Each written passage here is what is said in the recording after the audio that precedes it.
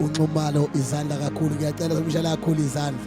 Thank you Jesus. There is one thing I know, everywhere I go, Jesus love, yes, never failed me, up to this far.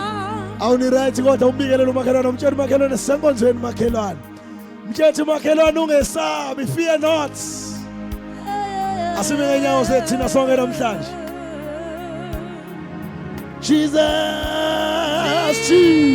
love, yes, never fail me, up to this far. Ngifuna namhlanje sivule inhliziyo zethu bandla likaJesu. Please open your heart. Sizozwa futhi uNkulunkulu namhlanje ekhuluma nempilo zethu. I promise you uNkulunkulu wethu ke akakwazi ukuhlanganisa abantu ngalolu hlobo. Ingekho into abahlanganisele yona. Please vula inhliziyo yakho namhlanje. Sizozwa izwi likaNkulunkulu phakathi kwethu kukhona our father ubaba uBishop uBM Thelezi ukhona phakathi kwethu. Ngiyacela sidumise nje kafishane ebese simamukela ngaphambili ukuba azoswethulela inhliziyo kaNkulunkulu namhlanje. Please open your heart egameni likaJesu. Thank you Jesus Christ. Thank you Lord. Kiphakamisela amehlo ami, amehlo ami, esi abeni. Kiphakamisela amehlo ami, yebo Phakamisela amehlo ami, phakamisela amehlo ami, khona esinda usizo lwami, yebo yadela sihlabelela so usizo lwami, yebo usizo lwami luvela kuyutsho. Oh, wenzile anye nomhlaba, yebo kanje Jehova umalusi Jehova umalusi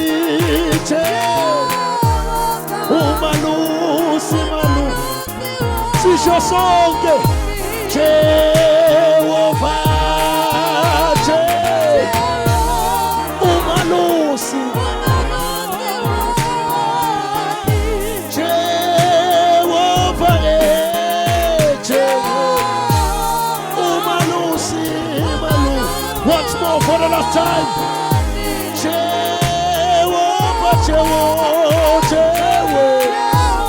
umalusi wami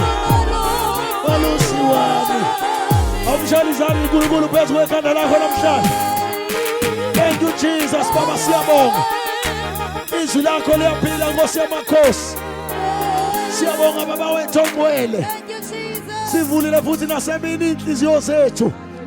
Khuluma ngalo silalele thola lensindiso yethu ngegama likaJesu Kristu waseNazaretha. Oh Father, we bless your name. Siyabonga thola lensindiso yethu. Siyabonga mafungo engajiki kweze likazimulayo. Oh, we bless your name Jesus. Samile kanjalo ngenyawo zesamukela ubaba wethu izandla. Shaye kakhulu izandla ezinkulu.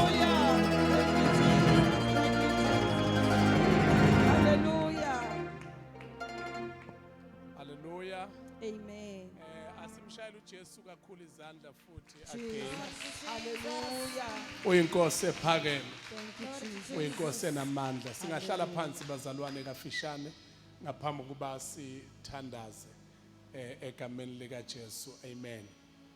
Qala ngicela ukuthatha ithuba lokuba ngibingelele uCEO wala ekhaya Mahlase.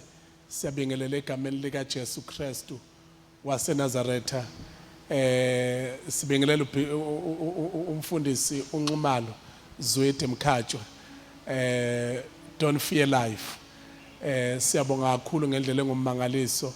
Istaff sonke sala ekhaya, imanagement, administration yonke yase DM yase DH ebani, that is Durban D bani asiphinde futhi yase DCMH istaff sonke nama branch onke akhona ngiyabingelela egameni lika Jesu Kristu waseNazaretha, amen. Ngicela with a smiling face lo hlele eduze kwakho uthi umbingelele uthi sawubona makhelwane, may greet the one who is next to you, please just greet that one, the one who is next to you. Team yonke esamba nayo ibandla abazalwana abasuka ebandleni abadlalelayo laphana onzukiso, siyabingelela kakhulu. Sibingelele abanathi ku media, I mean laphana ku live, ungangena ku page elithi Bishop BM Mthelezi share lelo page lelo laphana ku Facebook, mawunawo Facebook uthi Bishop BM Mthelezi bese uyashare, vele sesiyathandaza manje. Ne page la ekhaya singakwazi ungena nakhona si share kulona since iqaliwe then size siyovala. Amen. Sanibonana ke ngibona izandla bathi we are ready for the word of God. May I see your hands abathi we are ready for the word of God in the mighty name of Jesus Christ. Incwadi I won't be long, Deuteronomy chapter number 1 sifunda khona ku verse number 8. Deuteronomy chapter number 1 from verse 6 to 8. From verse 6 to 8.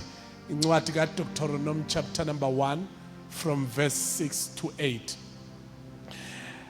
Hallelujah.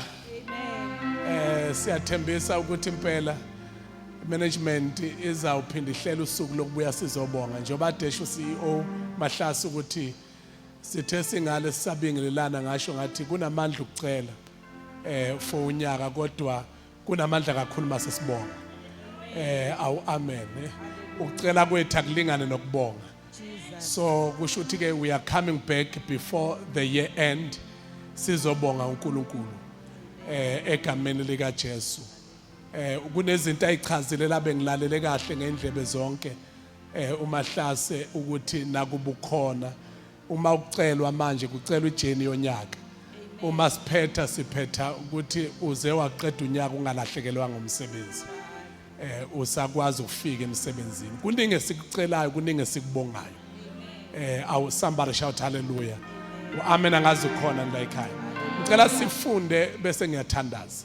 Sifunde bese ngiyathandaza 6, 7 and 8. Verse number 6. Yes. uJehova uNkulunkulu wethu wakhuluma kukithi eHorebe wathi, sekuyisikhathi eside nihlale kule ntaba.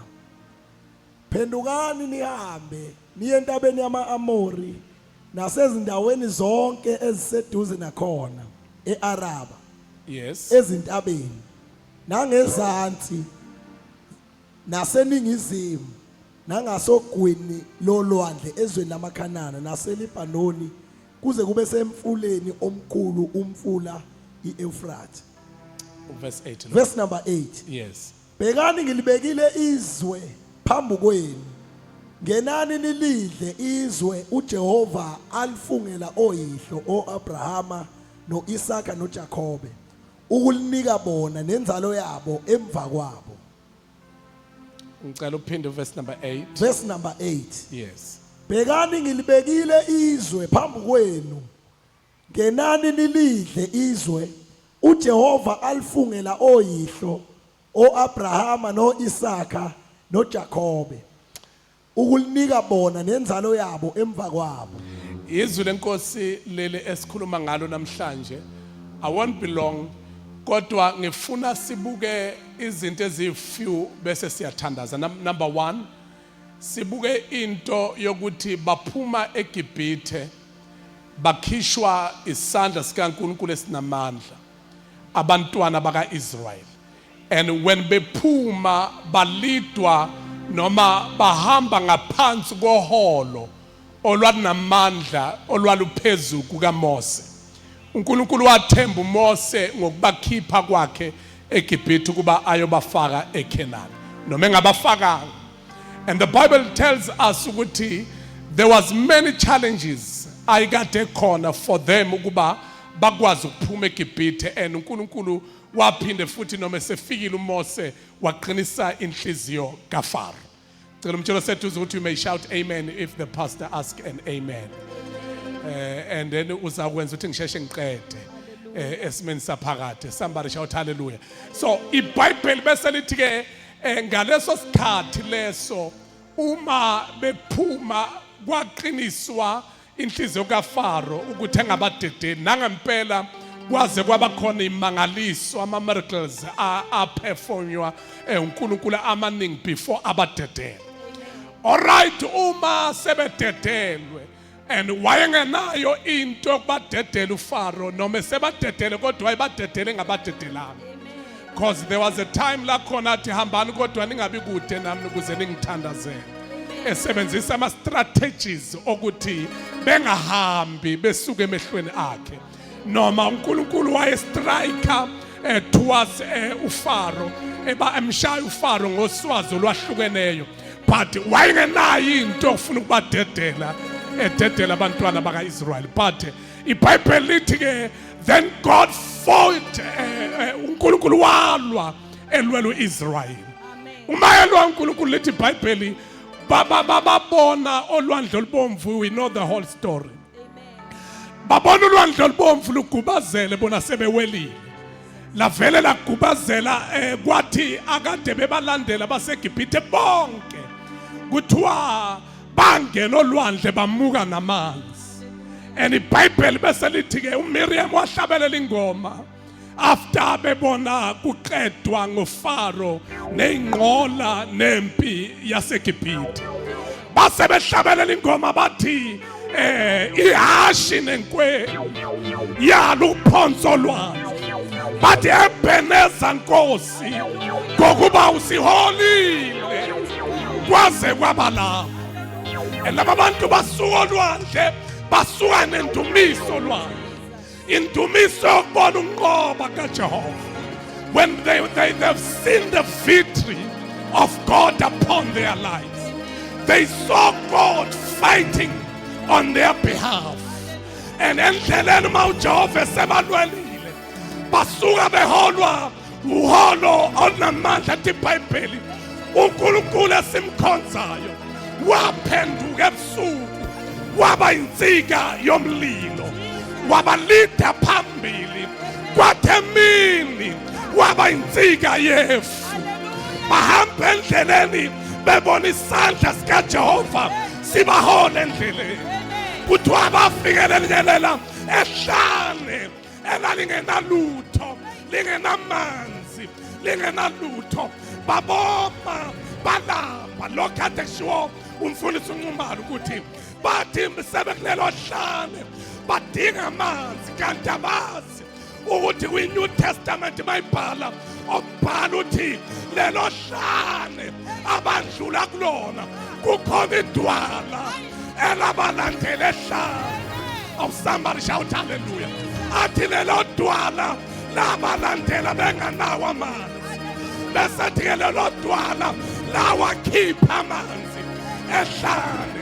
Kusho ukuthi ngamanye amazwi lelo dwala lingubani lelo dwala mayibhala kwiNew Testament athi uKristu Jesu owabalandela ehlane. Leli dwala lamila inyawo lahamba kunye nabo. Oh, somebody shout amen. Somebody shout hallelujah. But iBhayibheli bese lithi bafinyelela esikhathini la khona sebephuzile amanzi edwaleni, kodwa basebefinyelela esikhathini la khona uNkulunkulu esethi ke now ngiyazi ukuthi bebebona uholo lwami, kodwa ikhuphuka Mose uze entabeni yaseHorebu, uze entabeni yaseSinayi, woza la entabeni yaseSinayi uzothatha imithetho abazohamba ngayo endleleni. Kuthiwa ngesikhathi uMose ekhuphuka intaba eya entabeni yaseSinayi eyolanda imithetho, kwavela laba abaphansi beat down. Laba baphansi baba nento abayenzayo basala bathatha amagolide nesiliva amacici na yonke into eyigolide bakhithole le golide elalitole bathi sukela namhlanje lizoba uNkulunkulu wethu. Hawu umuntu uyakhohlwa. Umuntu uyakhohlwa, mtshela seduze ukuthi umuntu uyakhohlwa. Laba bantu abakhithole, abantu ababona isandla sikaJehova, babona uNkulunkulu ebaweza ulwandle lubomvu. Kodwa namhlanje kulokhu unqoba abanqobile ongaka bavele bakhohlwa isandla sikaJehova, base bakhithole legolide bathi lelithole liwuNkulunkulu. Ubani ongikhiphe eGibhithe? Ubani onweza ulwandle olubomvu? Ubani okhipha amanzi edwaleni? Bakhohlwa izinto ezenziwa uJehova endleleni, base befuna ukukhonza bakubumba bona, bakufuna ukukhonza bakudale bona. Lithi iBhayibheli kwathi besentabeni uMose esentabeni noNkulunkulu wayesethi ngeke behambe lapha bengazange baphele lizwi. Elivesi ke silifundayo yilo ke ivesi elithi uNkulunkulu wabamisa khona entabeni, bahlala more than a year, unyaka wonke besentabeni. And kuthiwa le ntaba intaba yaseSinayi eHoreb. Kuthiwa le ntaba yaseSinayi bahlaliswa ukuthi uMose wathi mayehla ezodeliver imithetho wafica indumiso ithuthile uNkulunkulu, ingasekho uNkulunkulu kodwa indumiso iworship isibheke kokudaliweyo. Sebedumisa ithole, wathatha into uMose abuye nayo phezulu wayiphahlaza phansi engumthetho obhalwe ematsheni, wayiphahlaza phansi. Wasethi abahambi la kuthiwa bahlala isikhathi, wabuyela back uMose wayothatha eminye imithetho. Nansi indaba yami namhlanje, uthe mayithatha imithetho wabuya nayo wazobafundela yona. Kwafanele ukuthi bayazi ngaphambi kokuba basuke kule ntaba eSinayi. Cela utshelo seduze wathi makhelwane awukwazi ukuhamba ijeni uNkulunkulu engekho. Mtshelo seduze uthi awukwazi ukuhamba uhambe engekho. Sikhona namhlanje sengiyothandaza njalo. Mtshelo seduze, talk to your neighbor. Uthi Maki, you cannot take a journey without God. Talk to your neighbor. You cannot take a journey without God. Uthi uNkulunkulu anisuki la mina nganidedelanga. Bahlala unyaka wonke. The question will be, why bahlala unyaka wonke? And the answer will be, awukwazi ukuhamba uNkulunkulu umkhohliwe.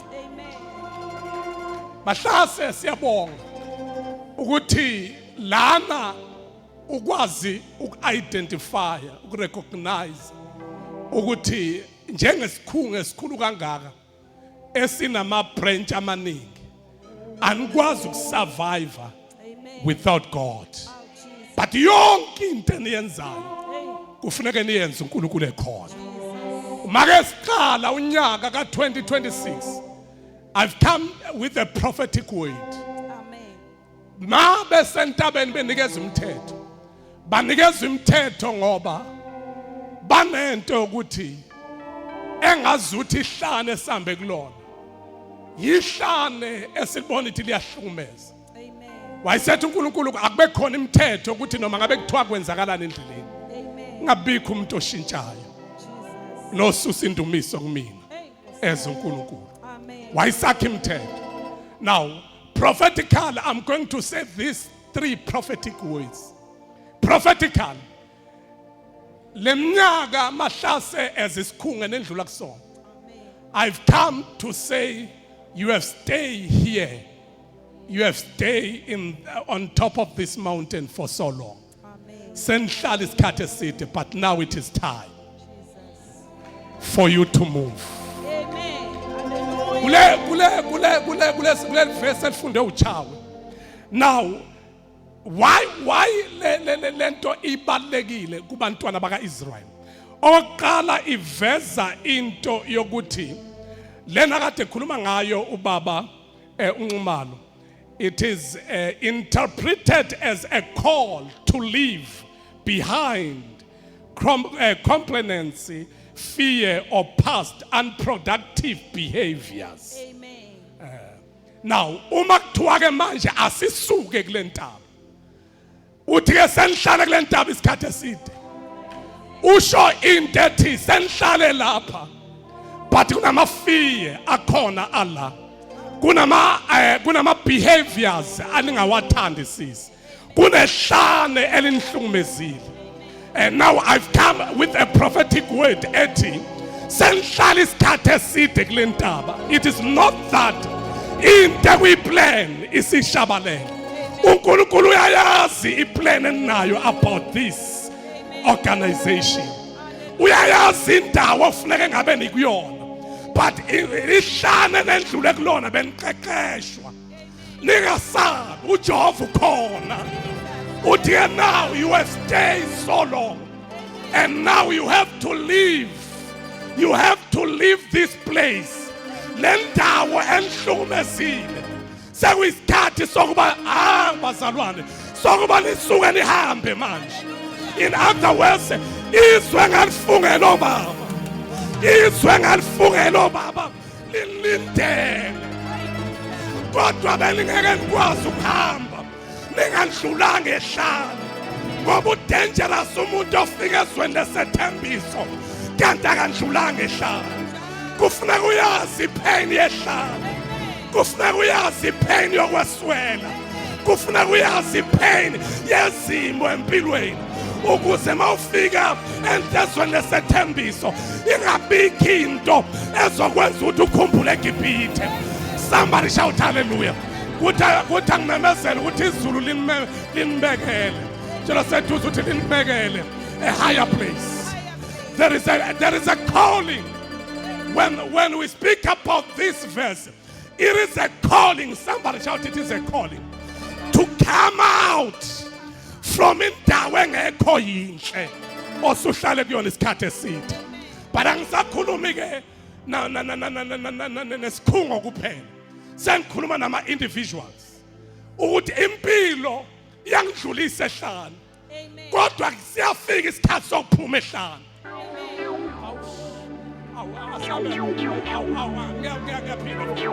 Kithi mina impilo iyangidlulisa ehlane. Angifuna sithandaze nje. Kithi impilo iyangidlulisa ehlane. Kodwa ehlane angimele uhlale forever. There will be a call for you to come out. Ngoba mase kufika isikhathi sokuphuma anginendaba ukuthi utormentwe yini. Anginendaba ukuthi ushaywe yini. Anginendaba ukuthi uhlukunyezwe yini. Mayise fika that now is time for you to move. Sekuyisikhathi sokuthi asisuke manje. Awukhoshana maya. Mahlase sizosho njalo. The light is calling us as an organization. The light is calling us. Whatever that was tormenting you, it is enough. Senuhlalile 1 year. Bengisaniphinda. Bengisanakha. Ukuthi ningaphinde nibuye back kule level. Kodwa izulu linithatha from glory to another glory. From power to another power. How many of you who believe it? That God will take us from glory to another glory. How many of you who believe it? But God can take us from glory to another glory. Come on, can you shout it? That He will take me from glory, come on, to glory. From power to power. From anointing to another anointing. Somebody shout hallelujah. Umizulu selikipha. Uma selikbisa. Likbisela ezweni lesethembiso. Noma ngabe yini akade ikubambile. Uma sethi sekuyisikhathi yokudedela. Akube kuthiwa benginesikhathi sokushumayela. Bengiyoshumayela ngithi wafika ethuneni likaLazaro. uLazaro esedliwe izimpethu. uLazarus sekuphelile wabhekisa ikhanda phezulu wathi ngiyazi ukuthi wena ungizwa njalo wayesethini lebabheka ethuneni wathi Lazarus come forth uLazarus wezwa izwi ithuna lahluleka umbamba ngoba mase kusho yena ethi sekuyisikhathi sokuthi phuma manje ayikho into engakubamba. Somebody shout ayikho into ezongibamba uma izulu selithi ngiyaphuma ngiyaphuma. Somebody shout ayikho into ezosibamba siyaphuma siyezweni lesethembiso. No matter what the devil have done, no matter isime ngenyawo zethu because of our time. Kushana maya likosa. Asime ngenyawo. Stand on your feet in the mighty name of Jesus. Izulu liyabonga. Selihlale kule ntaba isikhathi eside.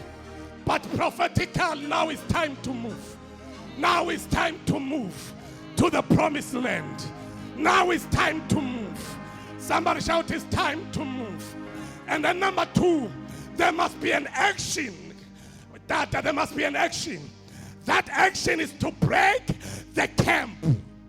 Somebody shout hallelujah. Because when God speaks, you need to act according to the saying of Jesus or to the saying of God. You respond as we. Mayisekhulumile siya respond. Ngoba ukuthatha kwethu unyawo asithathi sodwa kodwa sithatha nezwi. Awabekha abantu. Jose tuzi ukuthi akusewena wethu uthathayo. Akusewena wethu uthathayo. There was amadoda ayekade nobulephero enogqoke ufo esango laseSamaria. IBhayibheli lithi wathi omunye komunye wathi siyawuhlala lapha size sife na. Let us break the camp. Let's break the camp. Somebody shout, let us break the camp. Somebody shout, let us break the camp. Come on, somebody shout, let us break the camp. What is siyawuhlala lapha size sife na. Kuthi angikhuluma nomuntu namhlanje sawuhlala isikhathi eside kule ndaba. Now it's time to move. Isikhathi sokunyakaza seshilo uJehova wathi isikhathi sokunyakaza lithi iBhayibheli wathi lo noma sinobuqhoko sinobulephero wathi kodwa ke sibheke esikam lesitha zethu uma isitha sisibulala siyakufa kodwa uma isitha sisiyeka siyawuphila. And iBhayibheli lithi they took a step.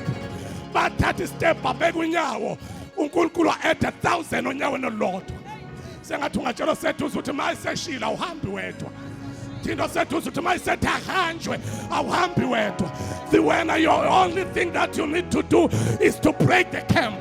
Come on, somebody shout, you have to break the camp. Oh, somebody shout, you have to break the camp. In other words, you have to break it in the mighty name of Jesus. Uthi Jehova useshilo bathi kanjani uyena othi angithatha uhlaka ngihambe ningathi kanjani kuyisabatha uthi angithatha uhlaka ngami. I have to break the camp. There must be an action after the saying of Jesus. Lift up your hands, your 2 hands.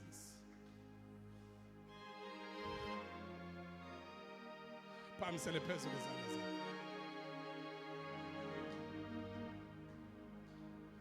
You have stayed in this mountain for too long. Now it's time to move. You have stayed in this mountain for too long. We are calling our finances kulesi school. We are calling our sponsors. We are calling today in this day.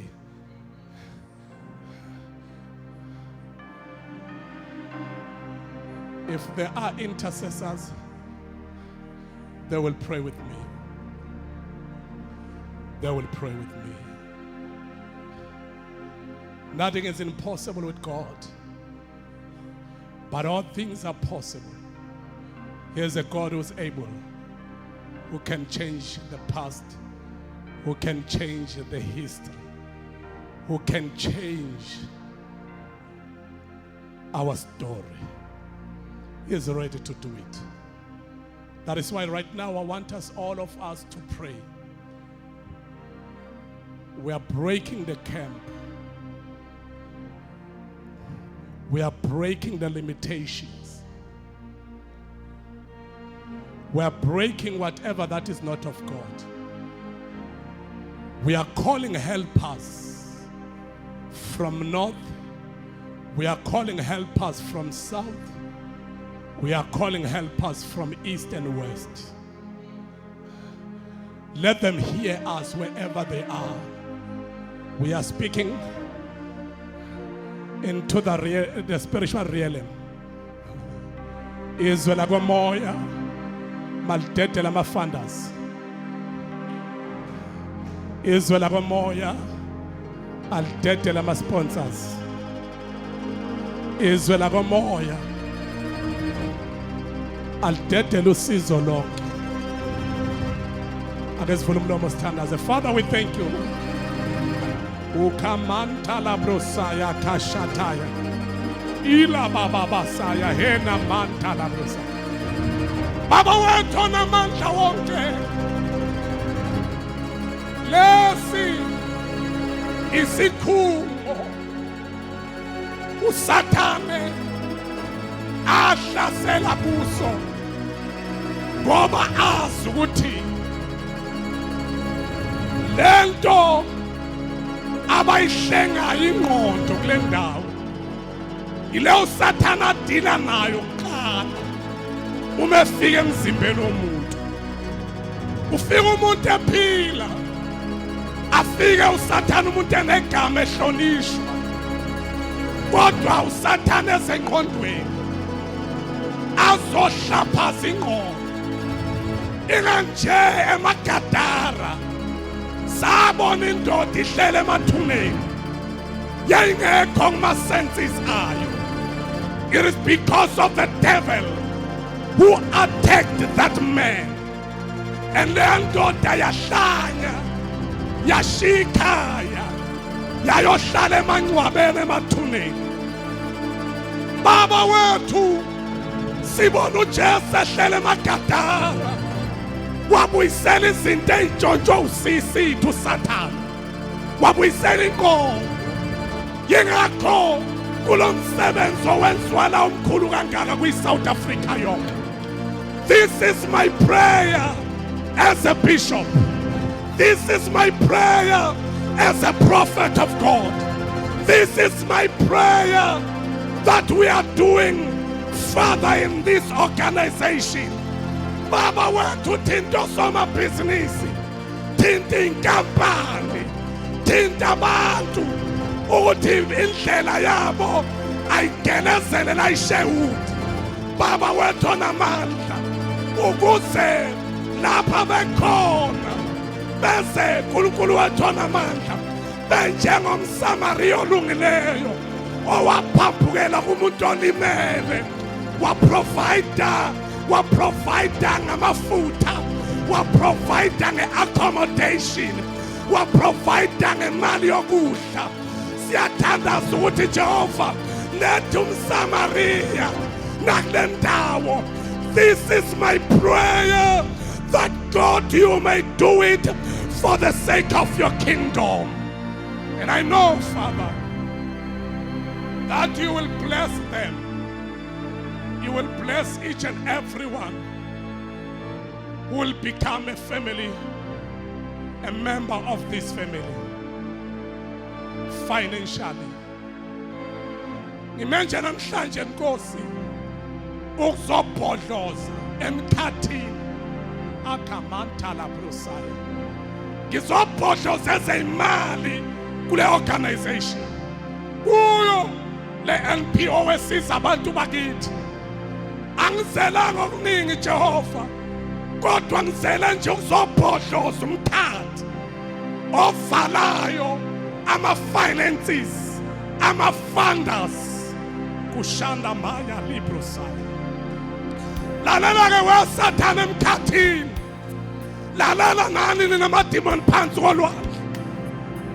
Nanoma ngabe imaphi amacebo eninawo okuvala le organization, kuyanehlulekisa Ngiyaniparalyza. Paralyze amacebo enu. Ngiparalyze yonke into enihlelileyo. Ayinamandla kule organization. May this organization rise in spite of situations, in spite of our circumstances, in spite of our tests and our problems. Now yonke oppression egameni likaJesu Kristu. May this organization arise above all situations. Makwenzeke moya ingcwele. Igama lakho lidunyiswe libachazwe. In the mighty name of Jesus Christ. Ashaya uJesu izandla enkulu. Asemshaya uJesu izandla enkulu. He is worthy of all the praise. As I'm taking a microphone back to MC, sime ngenyawo singahlali phansi. Don't sit down, stand on your feet. Just let us shout this declaration. I want us, all of us, ngiyazi ukuthi abanye imonto ziyabalanda nje. Kodwa thina sikhona ke sisho lokho. Uma kukhulunywa nge-ambassador, kukhulunywa ngumuntu oyinxusa on behalf of some institution ethile. And right now we are ambassadors of this organization. That is DCMH. Can we decree and declare after me these words? I say these words after me. Father, go to Deuteronomy chapter 28. You can shout louder than that. Go to Deuteronomy 28. Uthe sinhloko asiwona umsila. Wathi siphezulu asikho ngaphansi. Wathi uyakusibusisa engeneni, usibusise nasekuphumeni. Wathi uyabusisa umsebenzi wezandla zethu. Wathi uyagcwalisa enqolobaneni, ugcwalise ingcebo. Wathi wena uyakunisa imvula yesibusiso ngesikhathi sayo.